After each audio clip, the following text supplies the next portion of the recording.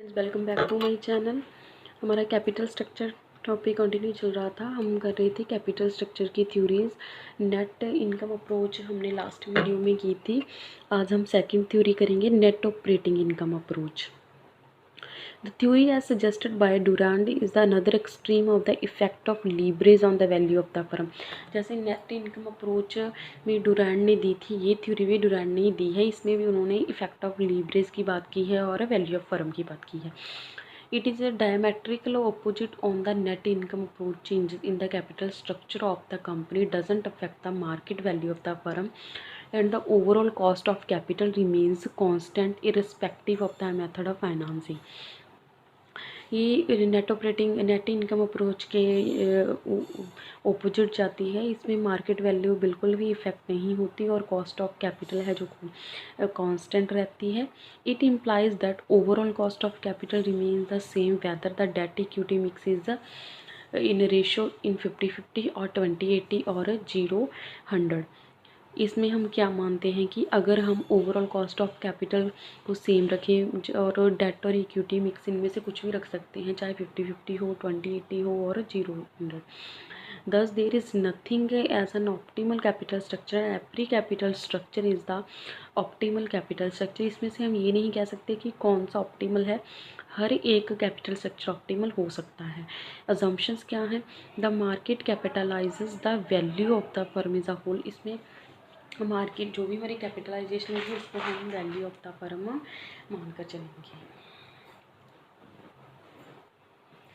Second है the business risk remains constant every level of debt equity mix. तो business हमारा risk पे है वो कांस्टेंट है। There are no corporate taxes. यहाँ पर हम ये मान के चलेंगे कि कॉर्पोरेट के जो टैक्स हैं वो जीरो है।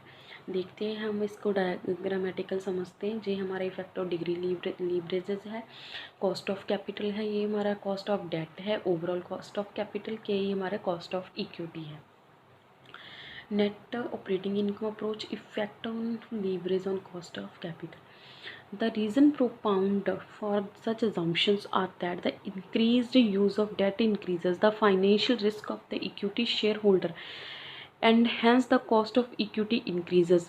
On the other hand, the cost of debt remains constant with the increasing proportion of debt as the financial risk of the lender is not affected। इसमें क्या है कि हम जो भी अजम्पशंस दी हैं उनको मानकर चलते हैं तो हम डेट अपने बढ़ा लेंगे।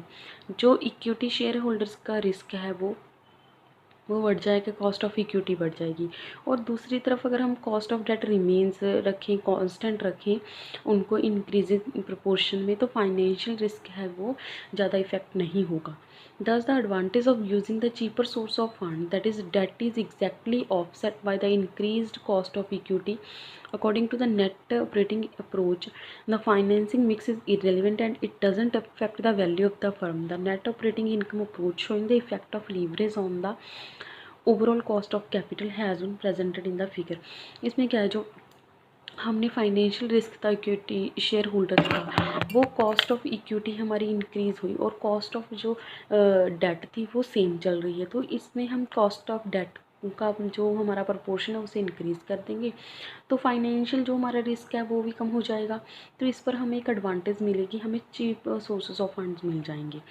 तो डेट की है जो कम होगा और कॉस्ट ऑफ इक्विटी ज़्यादा होगा। तो हम एक ऐसा प्रपोर्शन रखेंगे जहाँ पर डेट हमारे ज़्यादा हो और हमारा कॉस्ट ऑफ इक्विटी हमारा कम पड़ जाए। तो हमें एक ऐसा प्रपोर्शन रखना होगा, ऐसा कॉम्बिनेशन बढ़ाना होगा ताकि जो लीवरेज इफेक्ट है वो ओवरऑल कॉस्ट ऑफ कैपिटल पर ना जाए। नेक्स्ट हमारा value of the firm is equal to earning before interest and taxes by overall cost of capital. The market value of equity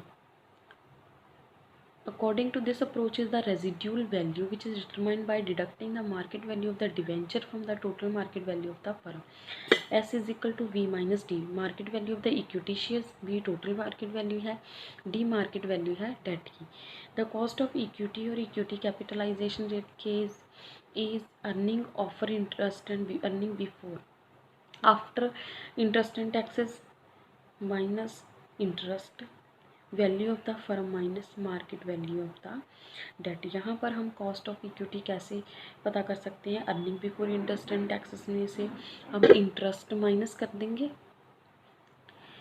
और वैल्यू माइनस हमारा जो net value है, market value है debt की, इससे हम माइनस कर देंगे तो हमें कॉस्ट ऑफ इक्विटी हमारी पता लग जाएगी। ठीक है, this is all about of the topic capital structure की थ्योरी, जो हमारी net operating income approach. I hope आप लोगों को वीडियो अच्छी लगी हो, और मैं आई होप करती हूँ कि आप वीडियो को लाइक करें और शेयर करें। कल मिलते हैं एक नई वीडियो के साथ, नई टॉपिक के साथ। Till then take care, bye, thank you.